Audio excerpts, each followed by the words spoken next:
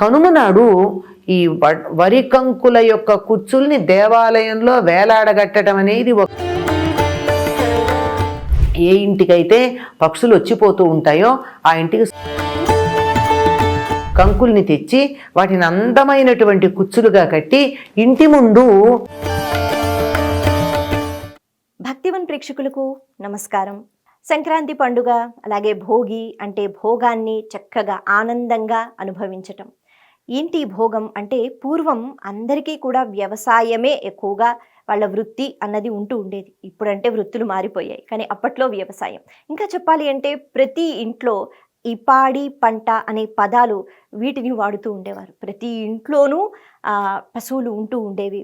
అలాగే పంట పండించుకోవడం, వ్యవసాయం చేయటం ఉంటూ ఉండేది.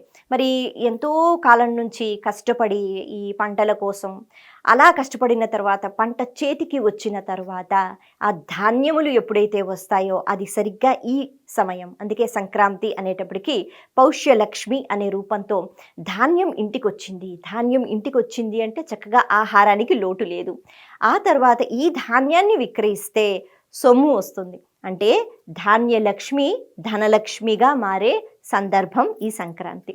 అలా ధనము ఉంటుంది, ధాన్యము ఉంటుంది, కడుపు నిండుతుంది, మనసు కూడా నిండుతుంది. అటువంటి ఆనంద సమయము ఈ సంక్రాంతి.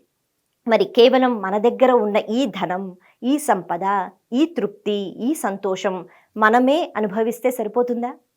ఈ క్రమం ఏదైతే ఉందో, ముందు భోగి, తర్వాత సంక్రాంతి, తర్వాత కనుమ, ఈ క్రమంలో కూడా ఎంతో పరమార్థం ఉంటుంది కదా. కాబట్టి మనకి వచ్చిన ఆనందం ఏదైతే ఉంటుందో ఆ ధాన్యం రూపంలో, తద్వారా అది మళ్ళీ ధనం రూపంలో ఈ ఆనందాన్ని ఎలా పంచుకోవాలి, దీనికి సంబంధించి కూడా మన శాస్త్రం ఎన్నో చక్కని నియమాలను చెప్పింది, ఎన్నో పద్ధతుల్ని కూడా చెప్పింది. వాటిని ఆచరిస్తే మనం ఎప్పుడూ కూడా సంతోషంగా ఉంటూ అవతల వాళ్ళని కూడా సంతోషపెడతాం.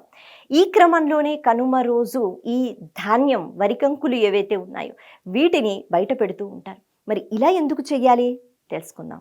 పొలాలకి చూడ్డానికి వెళ్ళినప్పుడల్లా వరి కంకులు బాగా ఉంటే కంకుల్ని తెచ్చి వాటిని అందమైనటువంటి కుచ్చులుగా కట్టి ఇంటి ముందు వేలాడదీస్తారు చూరుకి. ఆ ఇంటి ముందు ఉన్నటువంటి ఆ ధాన్యపు కంకులని పిచ్చుకలు వచ్చి ఒక్కొక్కటి తుంచుకుని పెడుతూ ఉంటాయి. అంటే మా ఇంటికి పిచ్చుకలు పక్షులు వస్తూ ఉండాలి. ఏ ఇంటికైతే పక్షులు వచ్చిపోతూ ఉంటాయో ఆ ఇంటికి శుభం ఉంటుంది అంటారు. కింద పడేసినటువంటి వాటన్నిటినీ ఈ ధాన్యం తీసుకొచ్చి అక్కడ మిగిలిపోతే వాటన్నిటిని అలా బయట చల్లుతారు. అవన్నీ పావురాళ్ళు మొదలైనటువంటివి తింటూ ఉంటాయి. అంటే ఇట్లా పశువులకి పక్షులకి కూడా కృతజ్ఞత చూపించటం. ఎందుకు కృతజ్ఞత చూపించటం అంటే ఈ పక్షులన్నీ చిన్న చిన్న పురుగుల్ని తిని పంటలని కాపాడుతూ ఉంటాయి. అంతేకాకుండా కొన్ని రకాలైనటువంటి పక్షులు తండోపతండాలుగా వచ్చి ధాన్యాన్నంతా తిని వెళ్ళిపోతూ ఉంటాయి. వరి ధాన్యాన్ని కాదు కానీ అపరాలని మనం చెప్తూ ఉంటామే, కందులు, పెసలు, మినుగులు మొదలైనటువంటి వాటిని పక్షులు తిని వెళ్ళిపోతూ ఉంటాయి. అట్లా తిని వెళ్లకుండా వాటికి ఇక్కడ వరి ధాన్యాన్ని కుచ్చులుగా పెడుతూ ఉంటారు. ఇది కొన్ని ప్రాంతాల్లో ఇంకా మనకు కనపడేటటువంటిది ఏమిటంటే, ఇది కనుమ నాడు ఈ వరి కంకుల యొక్క కుచ్చుల్ని దేవాలయంలో వేలాడగట్టడం అనేది ఒక ప్రత్యేకమైన క్రియగా చేస్తారట. కానీ రైతులు మాత్రం అందరూ తమ ఇళ్లల్లో ఈ పని చేస్తూ ఉంటారు. అంటే ఈ జంతువులన్నిటి పట్ల కూడా ఉన్నటువంటి కృతజ్ఞతను చూపించటం.